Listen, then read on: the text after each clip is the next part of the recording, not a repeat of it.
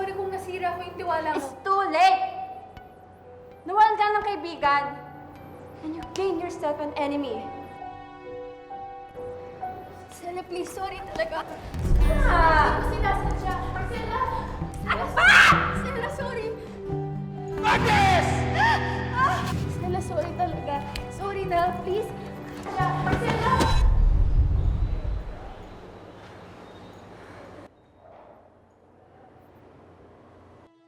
Ano nangyayari?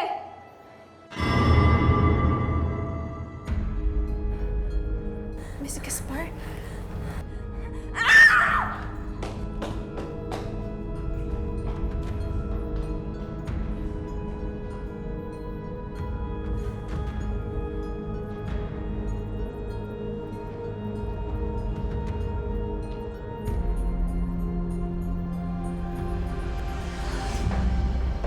Thank you po sa tulong niyo, Na-appreciate ko po ng sobra.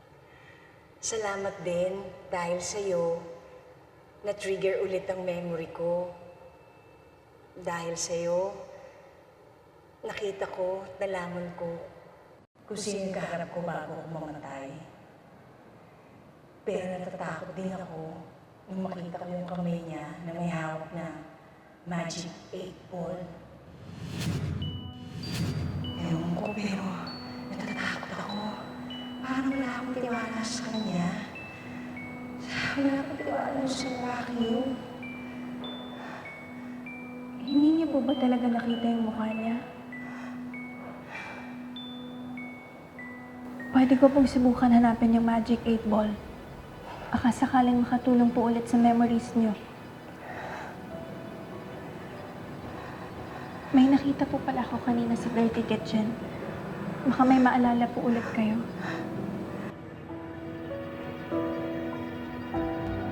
Alessi?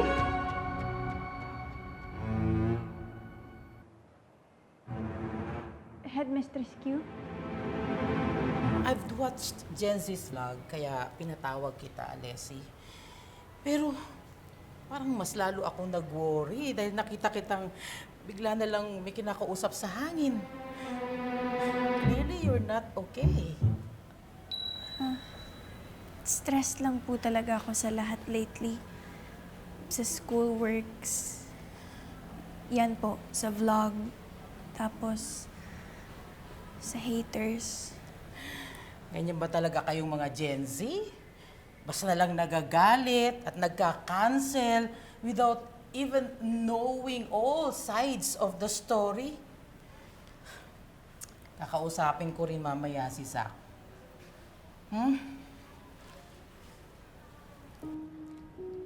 Siya po si Miss Gaspar, di ba? Oh yes. Why do you know her? Nakwento lang po ng ibang seniors. Kaibigan niyo po siya. Tsaka, Magic 8 Ball po ba yung hawak niya sa picture? And why are you interested in this?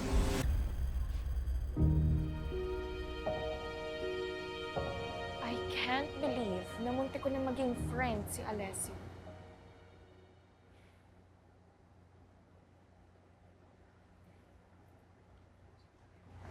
Sela,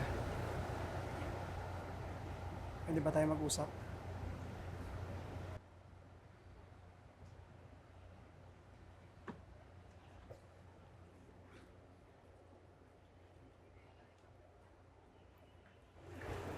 Nakita ko kayo kanina na Leslie. Bakit? Aawayin mo ako? Kasi naway ko siya? Hindi ko naman siya nasaktan na. Besides, ako yung victim dito. I know. Kasalanan ko to lahat. Kasalanan ko kung bakit nasira yung relationship natin. Yung tiwala mo sa akin. Naiintindihan ko. Bakit ayaw mo akong kausapin? Ayoko na maging unfair sa'yo.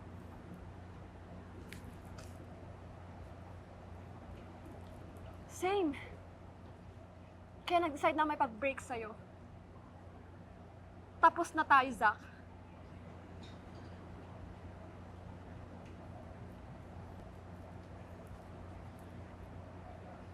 I'm sorry. Sorry? Sorry is all you can say? Kasi mas bet mo na yung weird na nakakausap yung multo? Sela, tama na yan.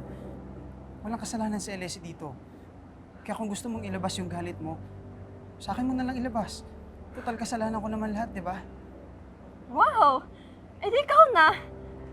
Alam mo, wala pa ako naaalala moment na pinagtanggol mo sa iba.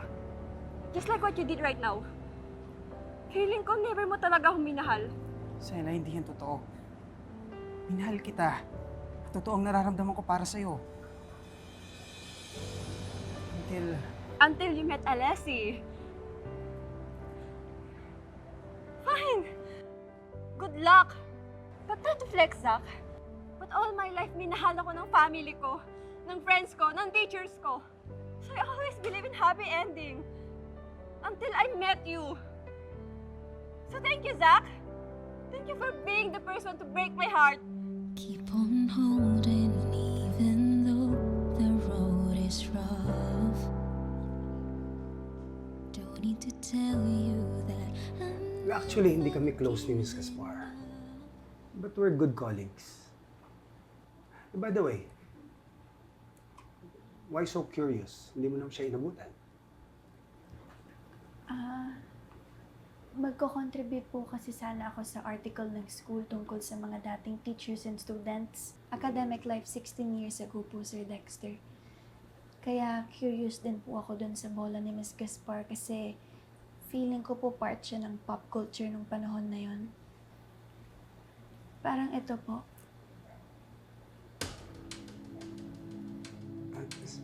Saan mo nakuha yan? Sa dirty kitchen po kaso wala nang battery. Gusto mo, bigay mo muna sa akin. If I remember, parang meron yata akong charger niyan. Gusto mo i-charge ko for you? Talaga po? Sige po.